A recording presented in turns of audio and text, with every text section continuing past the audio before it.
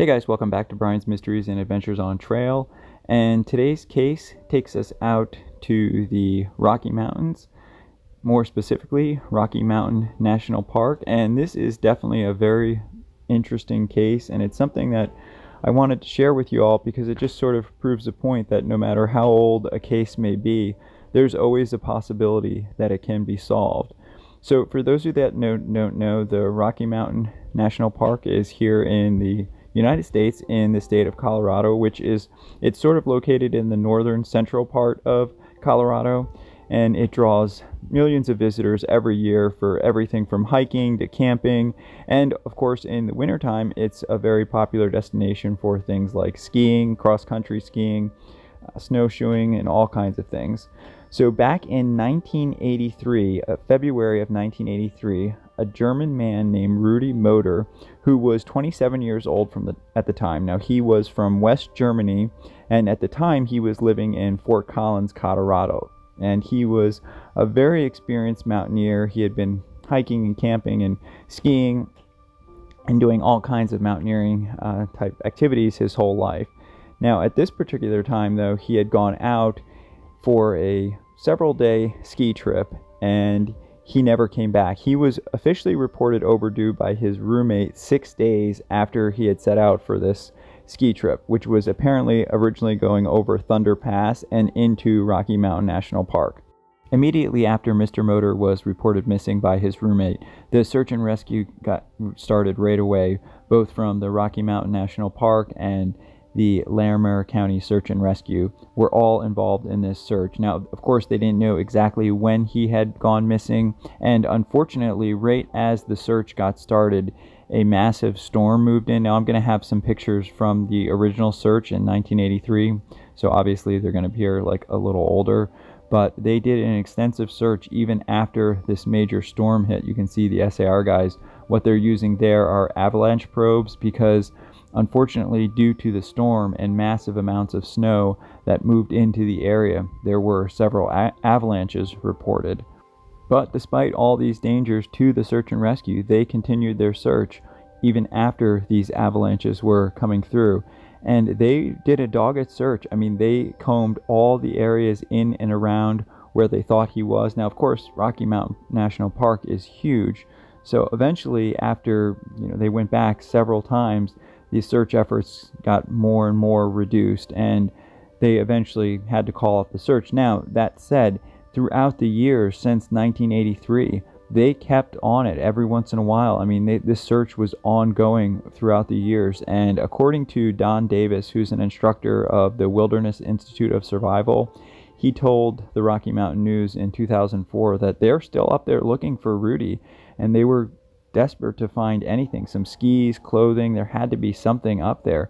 And during the original search, the rescuers found a snow cave that contained Mr. Moder's sleeping bag and other gear and a cache of food nearby. So it was thought that even though there was all these avalanches, it was thought that Mr. Moder had survived the avalanches and was able to seek shelter in this snow cave. Now, obviously, he wasn't there, so they figured maybe after the weather had calmed down some, he wandered off trying to find help. But again, this is all up for speculation. Now, the biggest break in the case came in 2020 when a hiker who was hiking the Skeleton Gulch area of the Rocky Mountain National Park, I know that's a crazy name, but that's an area that is really well known for hiking and running through the months of June and October, and he came upon a set of remains that was near avalanche debris. Now, avalanche debris normally looks like it's a bunch of trees that are all bent sort of in the same way, or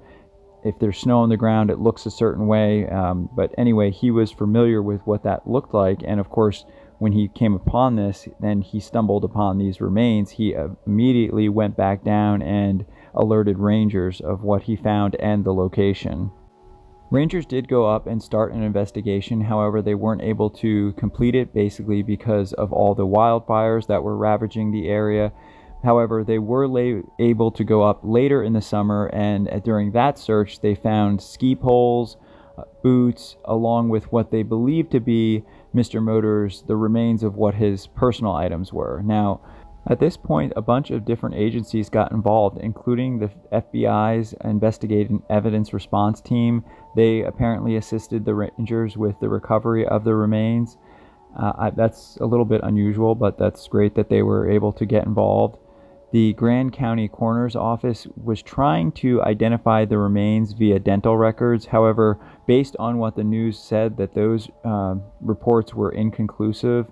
It was also noted that the officials were working with Mr. Moder's family and government agencies in Germany to try and identify the remains.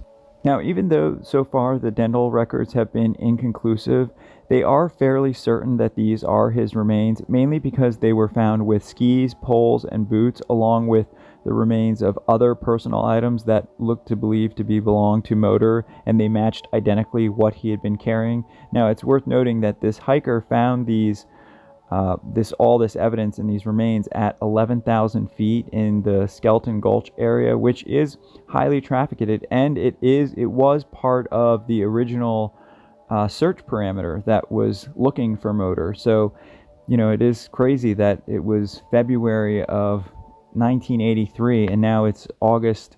Now we're almost into 2022, and he is just now being identified. But it just goes to show you that no matter how much time goes by, there's always a chance of solving a case. The area where his remains were discovered also yielded some other clues about what possibly happened to him, which, since he was backcountry skiing that area and there were so many avalanches, it is believed that he could have been injured by the avalanche and then sought shelter in the snow cave that they found. Kyle Patterson, who is a spokesperson for the park, he said that in the 106-year history of the Rocky Mountain National Park, only 4 people are known to be missing after extensive searches. A 22-year-old man who was hiking in the Flat Top Mountain area in 1933, a 20 and 21-year-old men who were hiking on the trail when a significant storm struck in October 1949, and a 70-year-old man whose vehicle was found at Glacier Gorge Trailhead in February 2019. Now, I am going to look into that because I have covered several cases that have been solved. The people, they have gone missing and have been later found in this area, but 4 sounds a little low to me. But, they'll definitely look into that. According to Patterson, the timing of the storm that hit right after and before the major search occurred for Mr. Moder really set them back and was most likely the reason that they didn't find him at the time. But based on Mr. Patterson's report, Mr. Moder was the 5th person to be reported to go up the mountain and not come down after extensive searches. Now, even though they have discovered remains and they are almost certain that they are Mr. Moder's, the remains are still being investigated, and they are still working with the coroner and the various dental experts and his family back home. I'm not sure what all is involved in that, but the efforts to properly identify Mr. Moder's remains are still ongoing. However, again, they've had these remains now since August of 2020. And now this has just hit the news this week. So I think they're fairly confident that this is Mr. Moder and that they are just trying to solidify it 100%. Now, I did want to talk real quickly about some avalanche safety tips. The Rocky Mountain National Park also wanted to stress to hikers and skiers about avalanches, especially already this year. They're seeing colder temperatures, and for anyone that doesn't know, an avalanche is just a large amount of snow moving rapidly down a mountain, usually on slopes that are 30 to 45 degrees. And when the avalanche stops, the snow becomes solid, almost like concrete, and you are not able to dig out unless you get a miracle. So avoiding areas of increased risk, like slopes that are steeper than 30 degrees, that's a start. Now, here is a picture of avalanche debris. This is what I was talking about earlier. So you can see it just leaves a trail of destruction. And if you come upon an avalanche area, all the trees will be bent over like this, facing the same direction, and the snow will look all churned up. You just want to read the signs, talk to the ski patrol, other people that have been in the area, and wear a helmet. The helmet protects your head from injuries, obviously, and it creates air pockets. So in the event that you do get caught in an avalanche or you fall into a tree well, This will at least improve your odds of survival. And if you are dead set on going into an area like backcountry skiing, get the proper gear, learn the safety training. And there is an avalanche beacon you can carry. It's sort of like a homing beacon that, some of these really big mountaineers and backcountry skiers carry. And that would be a very important thing to have on you. Now, one other thing I wanted to mention real quick for hikers and skiers is cornices. So any of you that are going to be hiking the Pacific Crest Trail, this is something that you really need to look out for, especially in the Sierra, and if you're starting when the snow is still around. And you can see in that picture, it's very dangerous because if you come across the top, it can easily break down and then you fall and slide down the mountain. So that's just something you really want to be careful of and know about. And as far as avalanche safety, just the best thing to do is just increase your knowledge base, talk to other people, know the areas before you're going to go into them, and just talk to the people that are local and know what places to avoid and which ones are safe. Alright guys, that's all I have for this video. My thoughts and prayers go out to Mr. Moder, his friends and family, and just hoping that he can be brought home to his family in Germany and they can give him a proper burial that they've waited almost 40 years now to do. But I am glad that he was finally found, and hopefully that he can be put to rest soon. I want to thank everybody for watching as always, and please be respectful in the comments if you choose to leave them.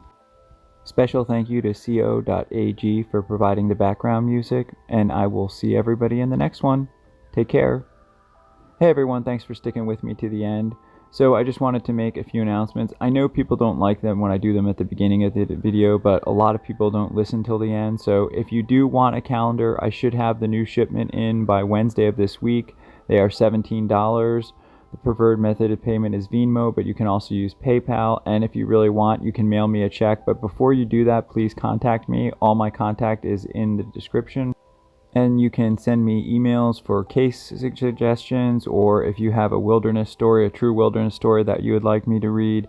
And I am still looking at other cases that I had already covered that I'd been working with some of you guys on, and unfortunately I lost a lot of information. So please don't think I forgot about your case. I'm just having to redo a bunch of things, and I am still working on them. And if you're wondering about the bucket list destinations, I'm just going to be alternating the ends of videos with things like what I just did, covered some safety tips and maybe possibly some gear choices that I'll be using this season, and then also the bucket list things in other videos.